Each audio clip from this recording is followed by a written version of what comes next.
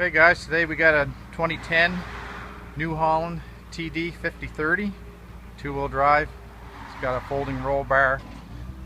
Only got 453 hours on it. Got a 4-cylinder in it, 3.2 liter. It's got the front weight bracket. Tires just like new, 1000 by 16s on the front. Rear tires, same thing, just like new, 18.4 by 30s. Work light, 2 remote valves. Like I said, 72 horsepower, engine horsepower, 62 PTO horsepower, flat floor, 12 by 12, shuttle shift transmission, and it's synchronized. See it on our website, VanOostrums.com.